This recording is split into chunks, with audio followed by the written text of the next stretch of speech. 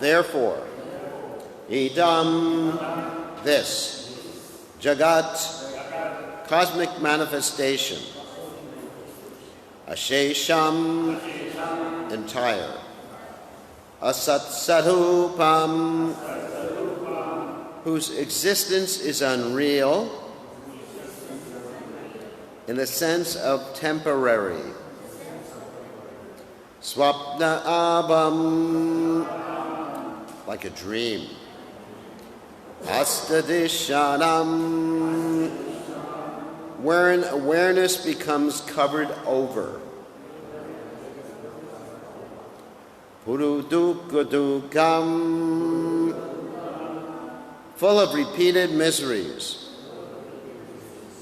atwahi, within you, evap, indeed, nitya, eternal, sukha, happy, bodha, conscious, tano, whose personal appearances, anante, who is unlimited, mayataha, by the illusory energy, udyat, coming forth, ape, although, yat, which, sat, real, eva, as if, avabhati, appears.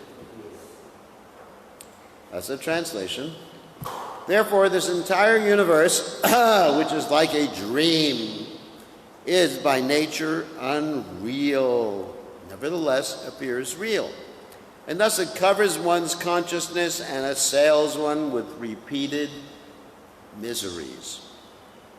This universe appears real because it is manifested by the potency of illusion emanating from you, whose unlimited transcendental forms are full of eternal happiness and knowledge. So, purport by the servants of His Divine Grace Srila Prabhupada, as an object of enjoyment or a permanent residence for the conditioned souls, the material universe is certainly illusion, nothing more than a dream. One may give the analogy that the vision of abundant water in the desert is no more than a dream, although real water exists elsewhere. Similarly, the vision of home, happiness, and reality within matter is certainly no better than a foolish dream in which repeated miseries appear. In another sense, however, the universe is real. In his commentary on Vedanta Sutra, Srila Madhvacharya has confirmed this by quoting the following statement from the Vedic Shruti mantras. Satyam yevedam vishwam ashvijyata. This universe created by the Lord is real. The perfect authority of the Vedas thus certifies this universe to be real. Nevertheless, because our knowledge is stolen by illusion, as indicated here by the words astadishanam, we cannot properly understand this universe or the Supreme Lord who has created it. As the expansion of Lord Krishna, the universe is real and is meant for being engaged in His service. One who accepts the kingdom of God as home, the Lord Himself as the object of love, and the material universe as paraphernalia for being engaged in the Lord's service, dwells within eternal reality wherever he may go within the material and spiritual worlds. So, Tasmadidam jagadasisham asatsarupam swapnabhamastadisharam burudukadukam vayeva nityasukapodhatanapanante amayat yadapiyat sadavavapati. So, Om Gana Timidanda Shagananjana Shalakaya Chakshur Meditam Yena Tasmai Shri Gurave Namaha. So, actually, when I read this particular verse in the Srimad Bhagavatam, it reminded me of the beginning of the Srimad Bhagavatam. The first two shlokas of the Srimad Bhagavatam, part of the first two shlokas. The first shloka, of course, is Janma Dyasya Yadaha, etc. And so the part that's relevant to this verse is, by him, even the great sages and demigods are placed into illusion, just as one is bewildered by the illusory representations of water seen in fire or land seen on water. Only because of him do the material universes, temporarily manifested by the reactions of the three modes of nature, appear factual, although they are unreal. That's the first verse, part of the first verse of Srimad Bhagavatam. So I was thinking about that, and then just this morning I heard a class by Prabhupada. It was really interesting. Prabhupada was it was an arrival address, and Prabhupada had just come on an airplane, and on the airplane he had watched part of the movie. Sometimes Prabhupada would watch a movie on the airplane, just to see what the culture is. I mean, there's that one story where they were playing a Charlie Chaplin movie, and Prabhupada was laughing, and all the devotees were trying to avoid watching it because they thought it was Maya, but Prabhupada was watching it and laughing. Anyway, so in this particular case, it wasn't a Charlie Chaplin movie. Prabhupada was watching a movie, or part of a movie. There was a young boy and a young girl, a romantic movie. You know what I'm talking about? Young boy, young girl? No. Anyway, whatever. You're all so detached from the material world, you don't know about that. So there was a young boy and a young girl, and Prabhupada, he didn't really get into criticizing the young boy and the young girl of the movie. He said, this is natural. And when I first said, natural, what's wrong? Natural. We don't want that. Anyways. So then Prabhupada started talking about, yes, in the spiritual world, there's a young boy with a young girl, and that's Krishna and Radharani. And so it's a natural thing. So the material world is a reflection of the spiritual world. So actually if you're a young boy, which I don't think anyone here is a young boy. You got some young girls here, but anyway, if you're a young boy, you're actually thinking that you're the Purusha. You understand? You're thinking you're Krishna.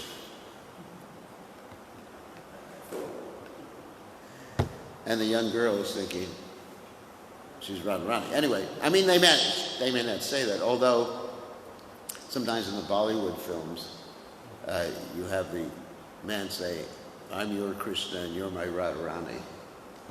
You ever hear that? Or I'm your Ram and you're my Sita. Of course, they never say, I'm your Nrsingadev. But that's probably more appropriate. Anyway,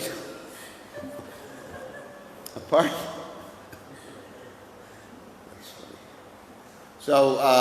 from that, this material world is described in the 15th chapter of the Bhagavad Gita as a reflection, described like a banyan tree is reflected upon a body of water, and the roots are up and the branches are down.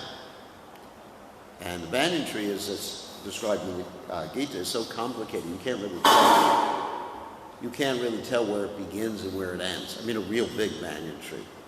I've seen sometimes you have them in Fiji, some of these really big ones that cover almost an acre of land. And so that's the material world. And it's sort of a reflection of the spiritual realm. So we have these same, Prabhupada was talking about how we have the same relationships, the parental relationship, the conjugal relationship, the friendship relationship, the servitude relationship, and the passive relationship. So we have these relationships. So it's because, the point I'm making, is because of the nature of the spiritual world that we have these relationships here. Because everything that we have here must be in the cause of everything. Like if you have, Prabhupada will oftentimes give the example, like if you give someone $100,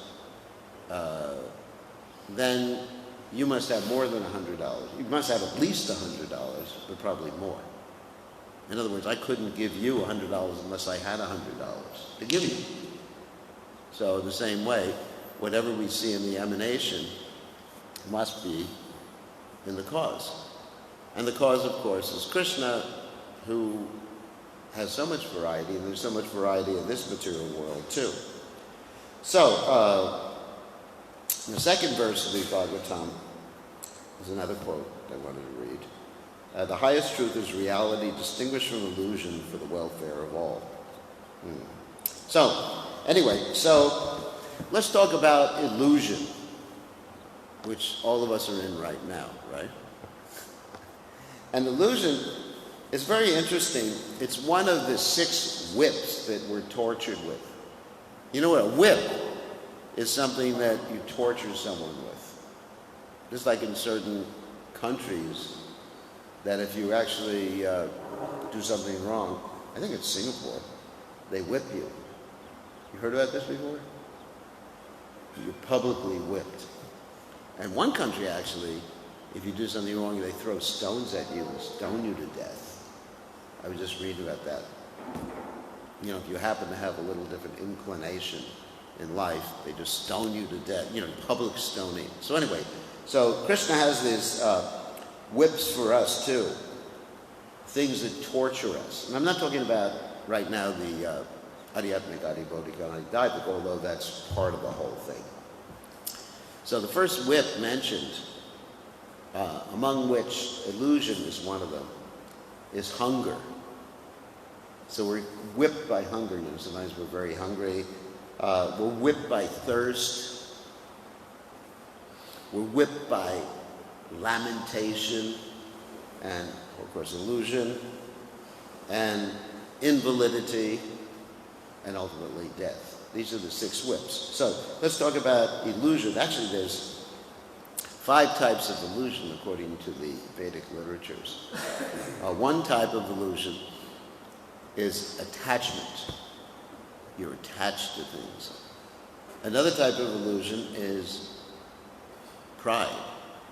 And you see, actually, these types of illusion are dealt with in Lord Chaitanya's Shikshashtaka, right? Nadanam, najanam, nasundalim, kavitamba, jagadishe, kamaye. That's it, attachment. And then you have amanina manadena kirtaniya sarare trunadapi sunicheda tarari vasihishna amanina manadena kirtaniya sarare. Isn't it? See how you actually see the Lord Chaitanya Shikshashtaka deals with these particular types of illusion. And then there's hatred. How many of us experience hatred towards someone? Just like if someone takes something from you or threatens you, like you ladies, if someone takes your boyfriend away,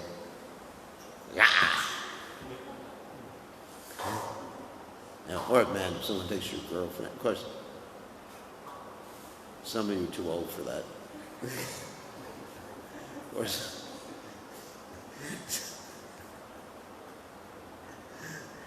Anyway, so you feel hate towards someone, or someone interferes. The main point is someone interferes with your sense gratification in some way.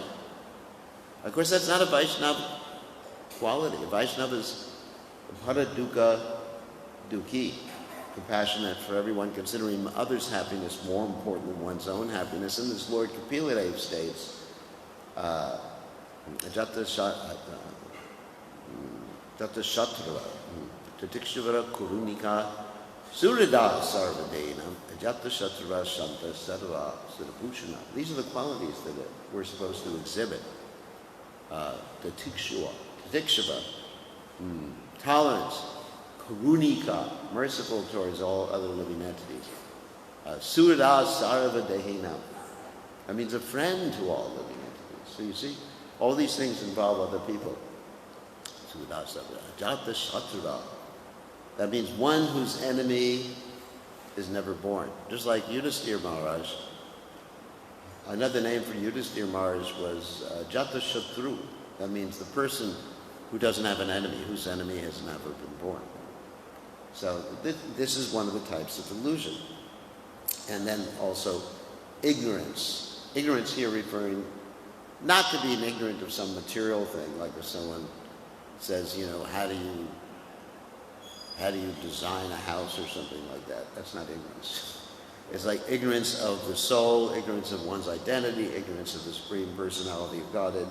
And then the final type of illusion is false identification. False identification means upadhi. We're designating ourselves as this body.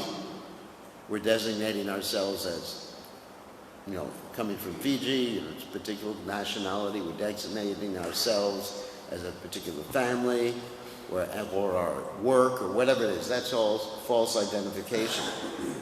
So these types of illusion affect even the demigods, because muyanti athuriya, that's a statement in the first verse of the Srimad Bhagavatam, that even the demigods, like Lord Brahma, get bewildered by it. So we have a good excuse. He said, don't blame me. Even Lord Brahma gets bewildered. So we'll give some examples of that.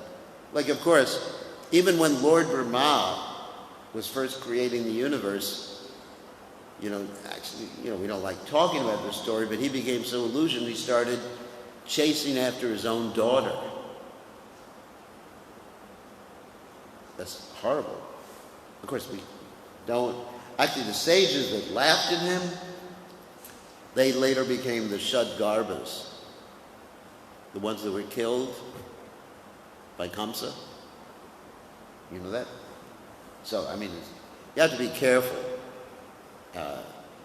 Don't criticize Vaishnava. Of course, you can criticize an act, but don't criticize the person. So that's not an appropriate act. So even Lord Brahma was bewildered, and then you have even Lord Shiva. Lord Shiva, when he heard about the Mohini Murti incarnation, he said to Krishna, let me see that incarnation. And so Krishna said, okay, here we go. And so Krishna displayed that particular incarnation or manifestation, Mohini Murti, for those of you who don't know who that is. That is Krishna in the female form. And so then Lord Shiva started chasing after Mohini. He couldn't control himself. Actually became, Lord Shiva is a special personality. Don't want to criticize, but he was running all over the world, chasing her. He was so bewildered by her. Of course, that's Krishna. Sorry to be bewildered by Krishna. So that shows that even the great demigods, they get bewildered. And then you have the story in the Bhagavatam of Markandeya Rishi. Markandeya Rishi, he was meditating and Krishna came and Krishna said, what do you want? What benediction do you want? And he said, I wanted the benediction of understanding or seeing Maya. We don't need that benediction. We already got it. You gotta see every day.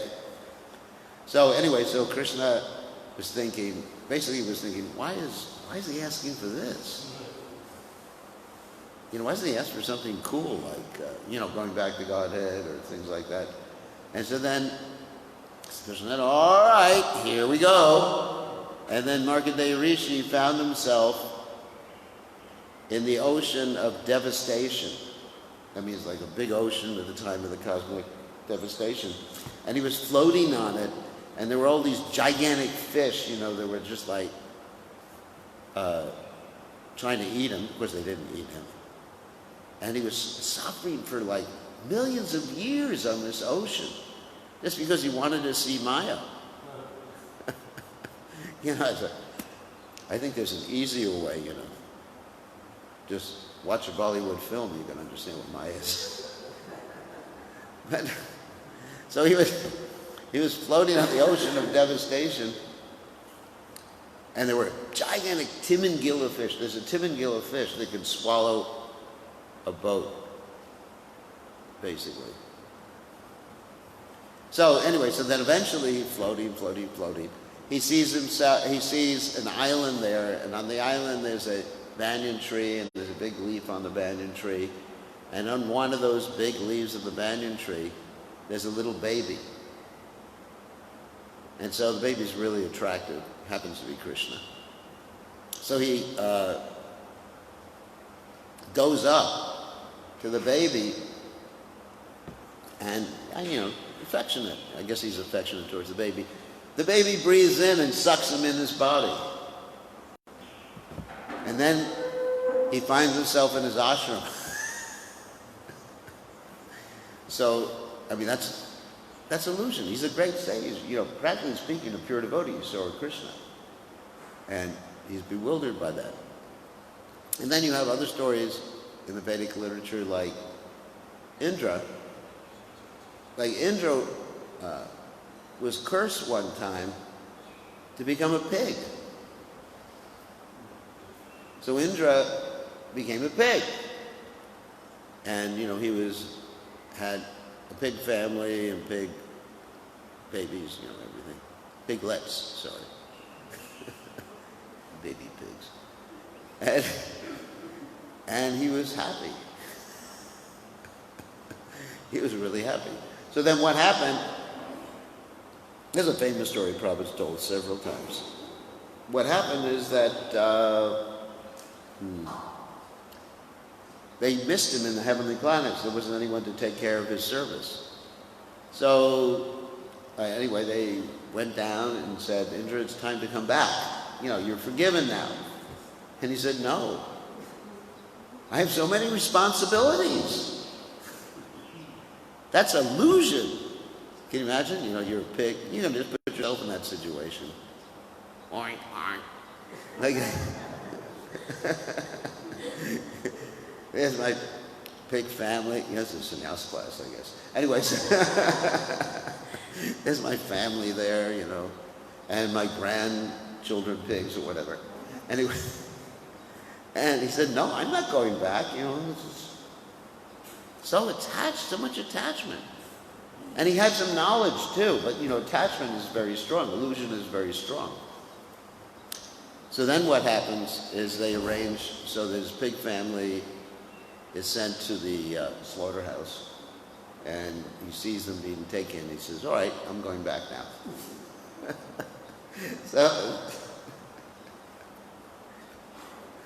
So, Prabhupada told that story. And of course, even Indra tried to kill the residents of Vrindavan too. The Govardhan Leela, where Krishna protected the residents of Vrindavan by lifting up Govardhan Hill with the pinky of his left hand.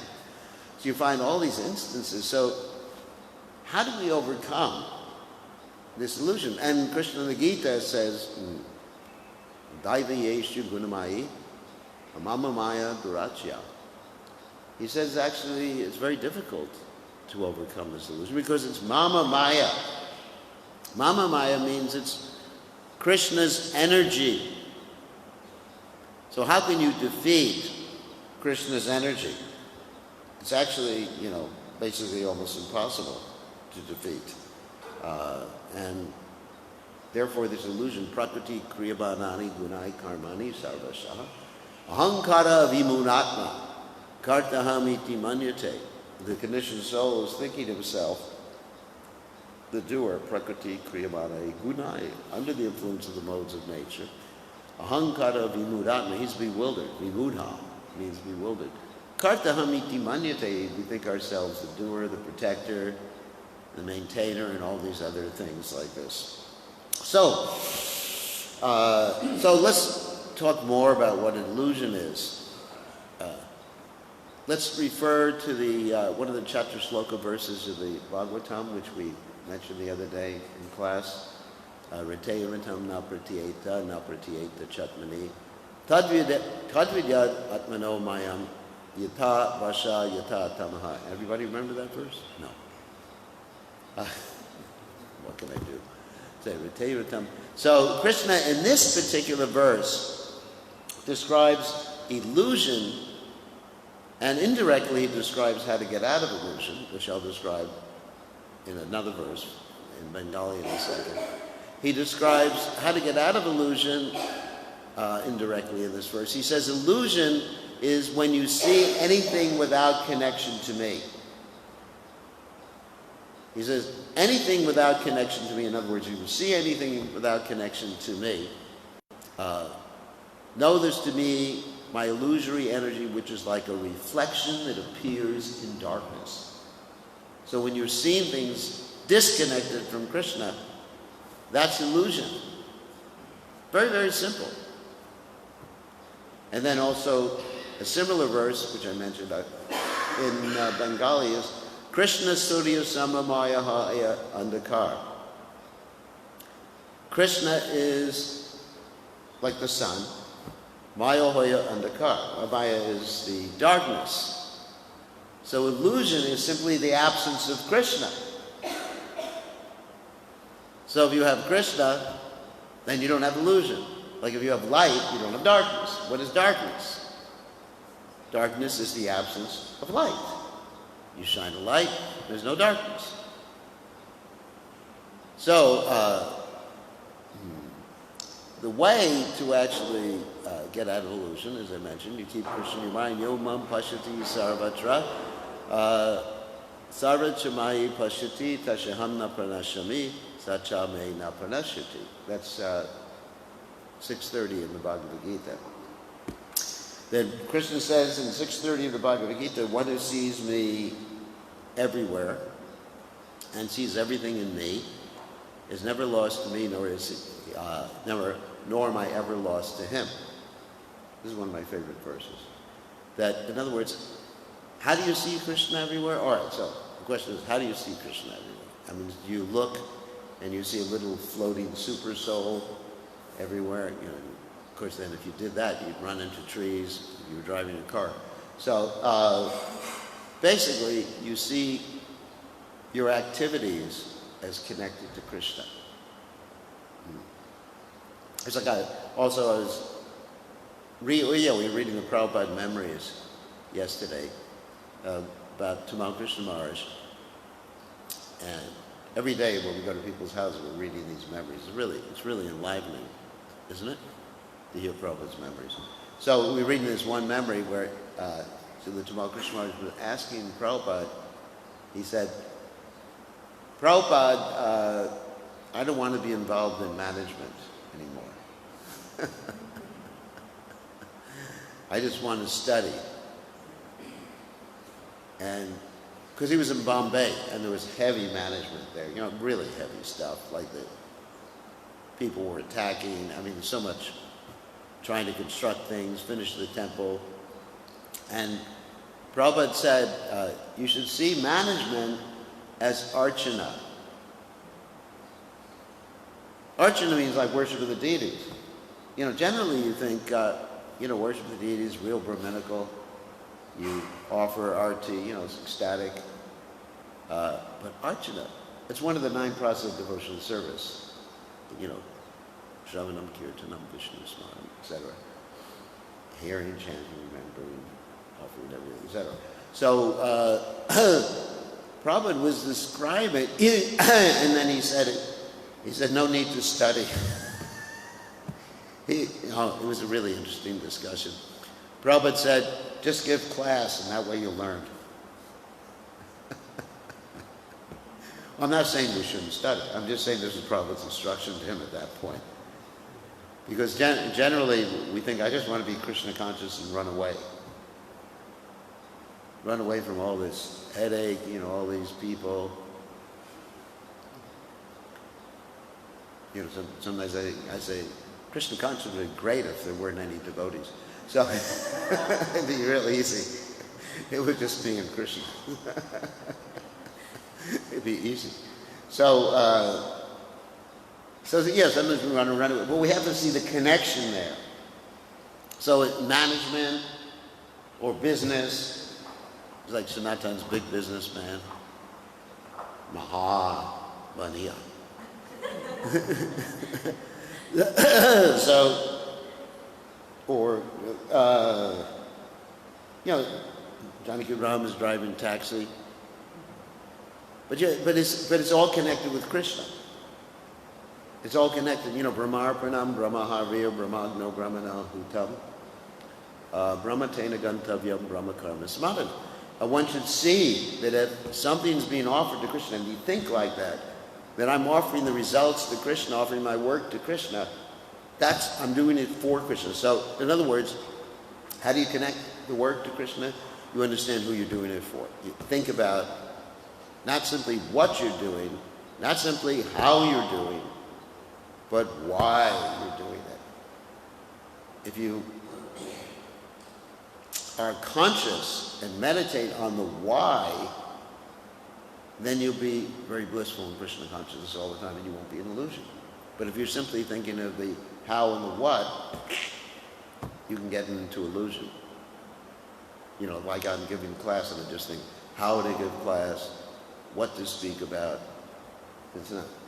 Then I can fall into illusion to give myself, a great class giver or whatever. But if I think of why, who am I, why entails, who am I doing it for? What is the purpose of my giving class? Is it to impress people? No, it's to please Prabhupada, and to serve Krishna and please Krishna. Then there's no illusion. If you just simply have that why principle in front of you and connect it with Krishna, should be the right why, not just why because, I get prasadam. Why am I doing arti? So I can get to eat afterwards. Like, Samukha, why am I worshiping the deities? I got a free flat. Get to sell my house, a free flat, Just a little puja every day. No. No, you can't think like that, but don't think like that. I'm doing this to become Krishna conscious, to please Krishna, please the spiritual master, to please Radharani, and if you connect like that, then there's no illusion. That's the Krishna Surya song. Otherwise, you can be an illusion as you're doing your service, because we're talking about like pride is one of the aspects of illusion. So you can be very proud. You can be very angry. Somebody doesn't listen to me. I hate him. You can't. If you do that, then you're an illusion. You're falling into any of these different divisions. Or I am a sannyasi, or I am a guru. That's the false identification again. So, all these divisions of illusion can be avoided if you always remember why. So any questions or comments? Yes. Rajimata, you had a question. Mentioned this before to understand why we are doing what we are doing. Yeah. Yeah, and it makes it very simple for us to have a purpose of like if you are walking. Right. So it makes it very simple that we know why we are doing it. Like sometimes the days are not good. You question why I'm doing it, why I'm doing this kind of thing.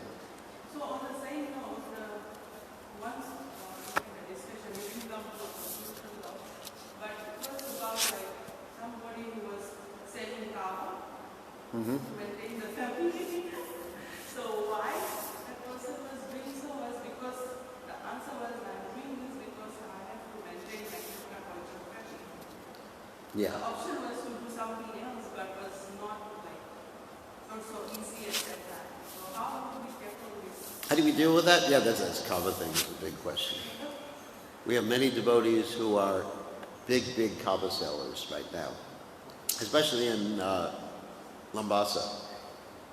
We have one devotee who has one of the main drying plants for kava, and he's doing really well. Has a lot of children now. So anyway, one of my disciples. So I was thinking about that. And then I thought, maybe this is just making a justification or excuse. But I thought that every endeavor that someone does has some connection with things that are not nice. Obviously one shouldn't open a slaughterhouse. I mean, I think that's beyond justification. But let's say you're a nurse in the hospital. I mean, don't you have to arrange sometimes for people to eat something that's not Krishna conscious? Yeah. Say you're a taxi driver. Don't your passengers sometimes carry meat with them? It's hard for me to think of an occupation where there's not indirect or even direct connection with something that's not so nice. I mean, obviously, what can you do? What can you do? So Kava's also, talking about Kava, could also be medicinal. And people have sleep problems. And actually it's made one of the main export incomes for Fiji right now, shipping to the good old United States. Where people are taking the sleep aids. Because you go into the health food store and you can buy pills of Kava, and people are not taking it to get intoxicated, taking it as a sleep aid. So it's a mixed thing, and I think that if we start criticizing people who are selling Kava, we really have to start criticizing the nurses. We have to start criticizing the taxi drivers. Poor Sumuk is supplying electricity for the slaughterhouse right now. Why don't you just cut off their electricity? You should talk to Parashram and cut off the electricity for all the slaughterhouses, all the bars and liquor stores, because you're responsible. You're directly facilitating sinful activities, Sumuk. So, I mean, I can think of any occupation, and there's some connection. In the beginning days of the movement, we would support the movement by selling incense. Incense was 99% used to cover the smoke of marijuana, the smell of marijuana in those days. They weren't doing puja.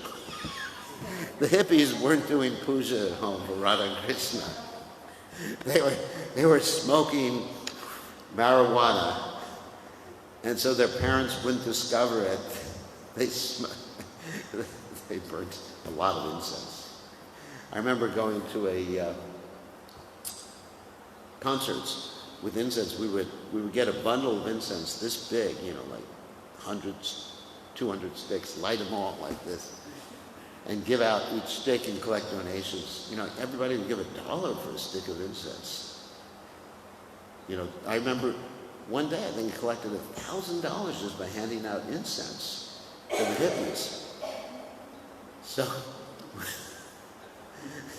I was facilitating marijuana smoking. Rupanuga, you had a question?